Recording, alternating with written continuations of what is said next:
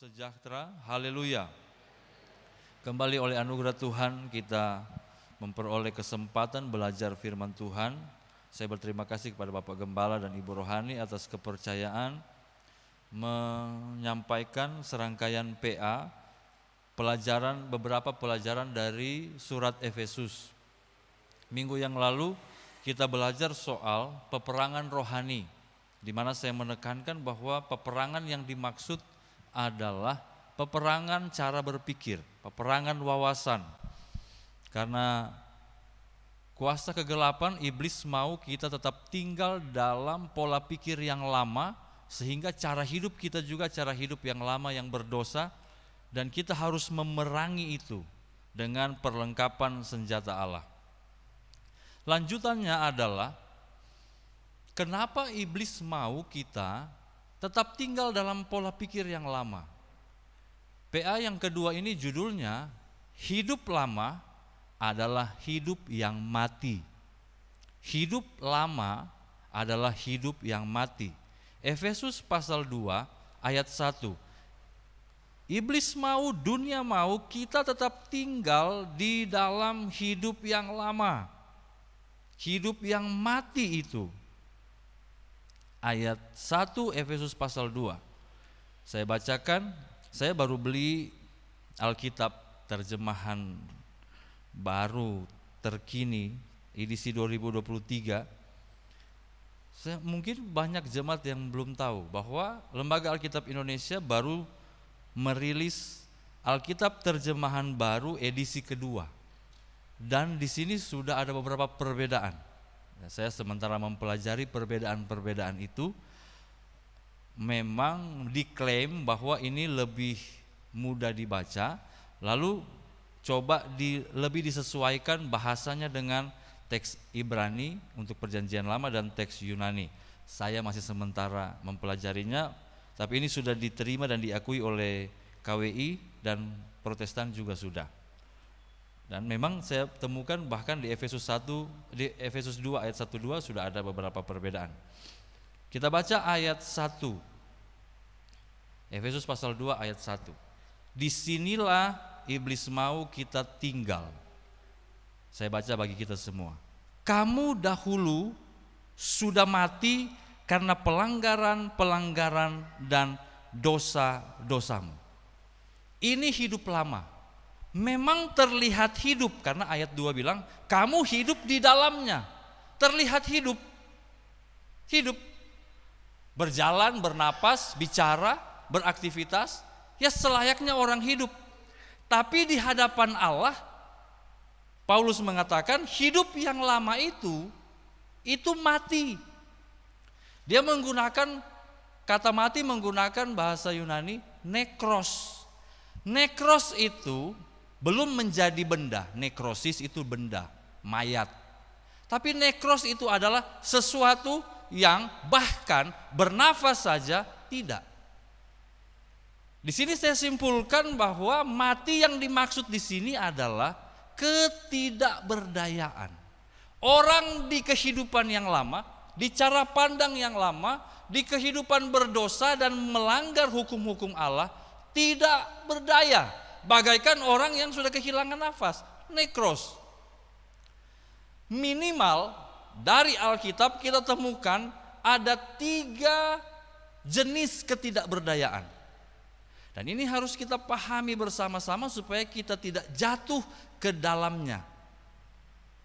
Ada 3, bilang jenis juga, ada 3 hal lah yang dimana kita di hal itu tidak berdaya kalau hidup kita masih hidup yang lama. Yang pertama, sesuai kesaksian Alkitab, tidak berdaya mengerti kebenaran, dalam hal ini mengenal Tuhan, mengenal firman, mengenal kehendak Allah, dan tidak berdaya hidup benar. Manusia di kehidupan yang lama tidak bisa tidak, pasti berbuat dosa. Lihatlah dunia ini, pandanglah sekelilingmu, bukalah medsos, lihatlah berita. Ketidakbenaran di mana-mana. Dan itu menjadi hal yang lumrah. Dunia ini memang berjalan dalam ketidakbenaran. Apalagi orang-orang yang tidak mengenal Allah, yang belum dihidupkan kembali oleh kasih karunia Tuhan, tidak bisa mengenal kebenaran. Beta pernah melayani seseorang yang pinter, punya wawasan baik soal hal-hal sekuler, tapi ketika bicara soal kebenaran firman, pengenalan akan Tuhan, bodoh. Suka tahu begini, begitu, iya, tapi tidak bisa paham. Karena dia masih ada di wawasan yang lama, dia masih orang dalam kehidupan yang lama, tidak mampu mengerti kebenaran. Karena itu di Injil Yohanes dikatakan, hanya Roh Kuduslah yang mampu membimbing saya dan saudara kepada kebenaran. Jadi orang yang mau hidup benar, mengenal kebenaran, hidup di dalam kebenaran adalah orang-orang yang mau memberi diri dipimpin oleh Roh Kudus. Kalau kita masih tinggal di kehidupan yang lama, kita tidak mungkin benar, tidak mungkin hidup dalam kebenaran, dan tidak berdaya untuk mengerti kebenaran. Itu yang pertama. Aspek yang kedua, ketidakberdayaan yang kedua. Orang yang hidup dalam kehidupan yang lama, cara berpikir lama, tidak berdaya melakukan perbuatan baik. Perbuatan baik yang mana? Efesus 2 ayat 10. Karena kita ini buatan Allah, diciptakan dalam Kristus Yesus untuk melakukan pekerjaan baik yang dipersiapkan Allah sebelumnya. Ia mau supaya kita hidup di dalamnya. Tidak bisa. Kok mengerti kebenaran saja tidak bisa kok. Nah, ini pikiran kita mulai melayang, lalu mulai berpikir siapa ya orang-orang begini ya. Oh itu manusia itu tuh tetangga depan tuh. Son mengerti benar dia dan dia pun perbuatan son baik tuh. Lalu mulai kita melayang ke kasus-kasus yang sementara terjadi sekarang, yang lagi heboh. Wah itu tuh manusia son baik tuh. Tidak apa-apa, biarkanlah pikiranmu menjelajah dan sebentar saya jelaskan. Ternyata hal-hal ini masih ada dalam gereja. Yang ketiga, karena tidak bisa mengerti kebenaran, tidak bisa hidup dalam kebenaran, tidak berdaya melakukan perbuatan-perbuatan baik, ya orang-orang ini tidak pernah bisa berdaya untuk beriman dan selamat. Ujung-ujungnya sonde mampu masuk sorga. Karena mati, nekros, bernafas pun tidak. Baik kok tumbuhan diam-diam begitu tapi dia masih bernapas. Masih melakukan fotosintesis, dia masih bisa bertumbuh. Tapi orang dengan pikiran yang lama, hidup yang lama, kelihatan hidup, berjalan, berpikir, berbicara tanpa kemampuan untuk selamat. Saya ulang lagi, tanpa kemampuan mengerti kebenaran, tanpa kemampuan melakukan perbuatan baik, tanpa kemampuan untuk beriman dan selamat. Oke. Oleh anugerah Tuhan, ayat 4, Efesus pasal 2 ayat 4. Kita baca sama-sama, kita pakai terjemahan baru yang ada secara umum kita punya. Kita baca ayat 4, 1, 2, 3. Tetapi Allah yang kaya dengan rahmat, oleh karena kasih-Nya yang besar, yang dilimpahkannya kepada kita, ayat 5, telah menghidupkan kita bersama-sama dengan Kristus, sekalipun kita telah mati oleh kesalahan-kesalahan kita. Oleh kasih karunia kamu diselamatkan. Aduh, puji syukur. Siapa di sini sudah percaya Tuhan Yesus? Boleh lambaikan tangan. Puji Tuhan. Berarti kitalah orang-orang ini yang telah dihidupkan. Tadi ayat 1 bilang kita mati oleh perbuatan-perbuatan dan dosa-dosa, pelanggaran-pelanggaran kita. Tetapi oleh kasih karunia Allah, saya hidup. Amin. Bilang kiri kanan, kita hidup. Kita hidup, dibangkitkan oleh kasih karunia Tuhan. Sabar. Apakah ini berarti secara otomatis 3 hal tadi, ketidakberdayaan tadi, yang 3 hal tadi sudah tidak ada dalam hidup kita? Sayangnya tidak semudah itu. Makanya Paulus bilang kepada jemaat, berdirilah teguh, pakai perlengkapan senjata Allah, perang, lakukan peperangan rohani. Karena walaupun secara de jure, secara hukum saya dan saudara sudah dibangkitkan dari hidup dosa, dibawa kepada hidup yang benar, hidup yang kekal, keselamatan, itu secara de jure, itu secara hukum. Belum secara de facto, belum secara kenyataan. Ini yang sering kita lupa. Beda keadaan hukum dengan keadaan nyata. Pernah lihat tanah ketong lewat sebelah kiri atau kanan, ada tanah kosong di tengah kota, tapi ada pelang besar. Tanah ini milik, kasih tahu dia punya nama. Siapa? Onizael Rewa. Sudah tulis itu, berkekuatan hukum tetap dengan keputusan pengadilan ini itu. Itu secara hukum. Tapi secara de facto di dalam mungkin masih ada orang lain yang sudah mau digusur. Dan masih harus perlu ada eksekusi untuk mengeluarkan yang tidak berhak, supaya yang berhak bisa menggunakan tanah itu.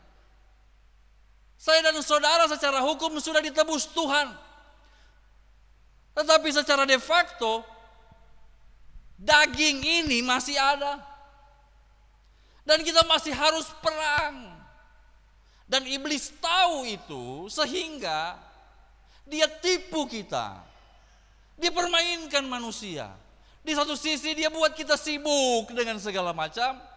Dia membelokkan pikiran kita sehingga kita pikir peperangan rohani adalah itu lawan setan-setan yang tidak penting itu. Tadi pagi di sesi kami belajar tentang hermeneutika, saya bercanda. Masih ada orang percaya bahwa setan bisa ada di guci-guci.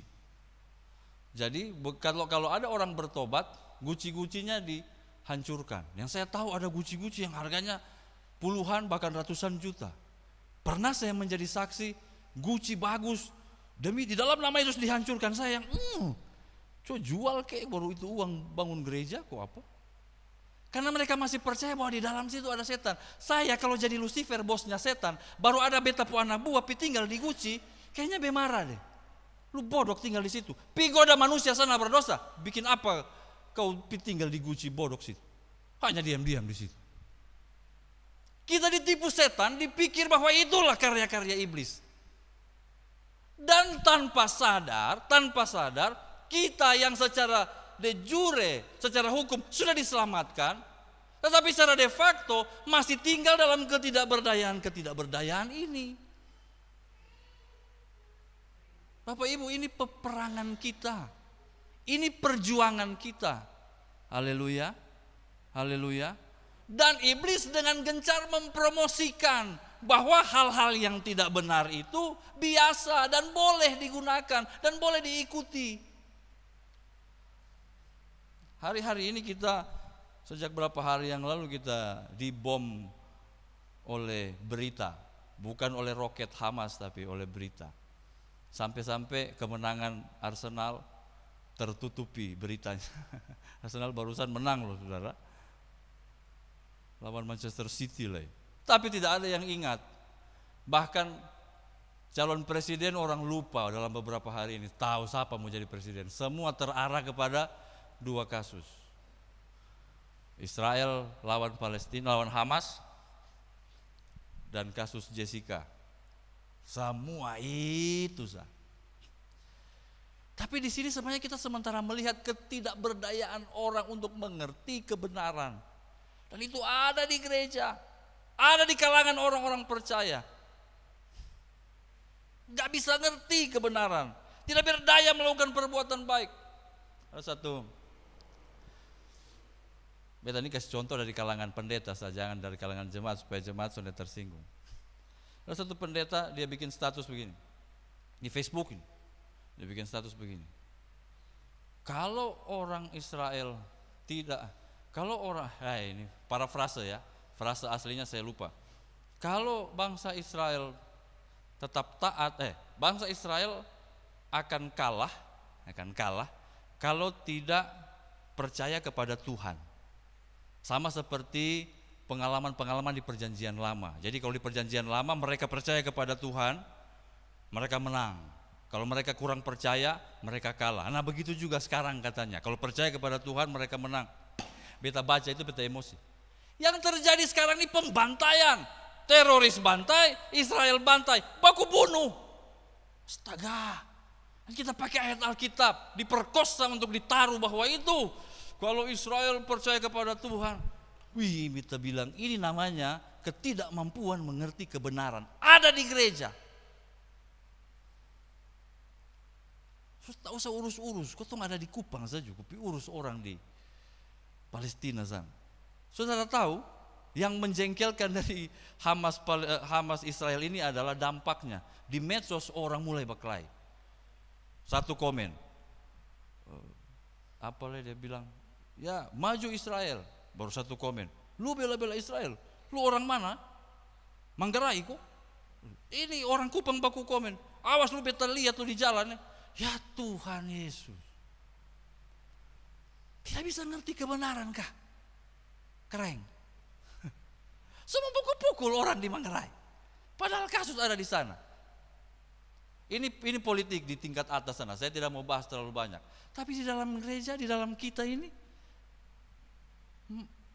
apakah kita sudah paham betul mana yang benar? Gereja dengan gereja lain berbeda secara teologis. Baku perang terus. Baptis harus begitu. Baptis harus begini. Penuh Roh Kudus harus begitu. Kalau itu sonde, kalau terus berbeda. Hamba Tuhan dengan hamba Tuhan baku hantam. Jemaat dan jemaat baku hantam. Iblis senang. Dia ketawa. Terus sabesong. Itu kehidupan lama yang bemau. Terus baku hantam terus. Baku kasih jatuh terus.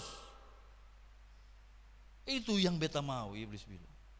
Karena tidak paham kebenaran, tidak berdaya melakukan perbuatan baik. Pilih-pilih, beta mau baik di dia, sabar, dia baik di beta kosong.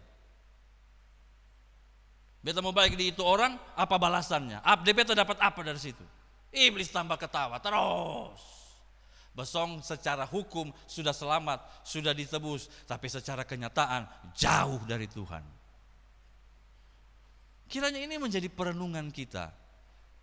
Dan takutnya kalau kita masih tinggal di dalam ketidakmengertian ini, kita masih tinggal di dalam tidak mau melakukan perbuatan baik yang dikehendaki Allah. Takutnya hal yang ketiga, akhirnya padahal kita sudah ditebus oleh Tuhan Yesus, ujung-ujungnya sonde selamat. Mari kita mulai mengurai apa sebenarnya yang penting dalam hidup kekristenan. Bukan tata ibadah, bukan seremonial, bukan sekedar show dan menunjukkan bahwa saya orang Kristen. Tetapi yang penting dari kehidupan Kristen adalah kita ini tidak mati lagi. Kita ini sudah bangkit oleh kasih karunia Tuhan. Jalanlah dengan pengertian yang benar. Haleluya. Haleluya. Hiduplah dalam kebenaran. Kalau Anda tidak mampu berpikir secara teologis, serahkan itu kepada pendeta-pendeta. Serahkan itu kepada Bapak Gembala. Serahkan itu kepada kami yang belajar teologi. Jemaat, saya sarankan, uruslah kebenaran moral dan etik. Karena kebenaran teologis itu ada bidangnya. Saya belajar teologi, Bapak Gembala belajar dan guru sekolah Alkitab. Kami yang urus secara teologis. Tapi jemaat fokuslah kepada kebenaran moral dan etis. Ukur segala hal yang engkau hadapi setiap hari dalam kebenaran firman yang moral dan etisnya benar. Titik. Titik. Jadi begitu ketong lihat sebuah kasus, moralmu bagaimana? Saya nonton satu video, istri saya lihat, saya menangis. Kenapa saya menangis? Karena adegan-adegan kekejaman di Timur Tengah itu dirajut dalam satu video. Seorang wanita Israel ditarik rambutnya, dia sempat lari ke belakang mobil, tetap dikejar, ditembak, boom. Sebuah supermarket di Gaza, ibu-ibu masuk, dibom oleh Israel, bam. Yang keluar bukan tentara Hamas, ibu-ibu masih bawa belanjaan, tapi ini berdarah. secara moral dan etika apa yang benar? Tidak ada yang benar. Kiranya ini pelajaran yang penting bagi saya dan saudara. Kita mulai menilai dengan moralitas yang benar. Ini masih pantas kok sonde. Lalu turunkan levelnya ke kehidupan sehari-hari. Beta pusikap dan beta suami ini secara moral, secara etis pantas kok tidak. Beta pusikap dan tetangga ini secara moral, secara etis pantas kok tidak. Kalau kita dituntun oleh kebenaran moral, kebenaran etis sesuai firman Allah, maka kita akan mulai mampu melakukan perbuatan-perbuatan baik. Karena secara moral akhirnya saya mengasihi orang lain, saya berbuat baik. Dan kalau kita sudah setia melakukan perbuatan-perbuatan baik, yakin dan percaya, engkau pasti punya iman yang teguh dan engkau akan sampai sorga. Haleluya, haleluya. Hidup lama masih menghantui. Hidup lama masih menggantung di dalam keseharianmu. Dan dia akan berusaha supaya engkau jangan berpindah di hidup yang baru. Minggu depan saya akan bicara soal hidup yang baru seperti apa. Tapi ingat, hari ini kita belajar soal hidup lama yang mati. Tinggalkan itu, karena itu mematikan, membuat engkau miskin tidak berdaya, membuat engkau masuk neraka. Tinggalkan, bangkitlah sebagai orang-orang yang hidup di dalam Tuhan, nikmati berkat-berkat Tuhan. Amin. Saya kembalikan kepada Bapak Gembala.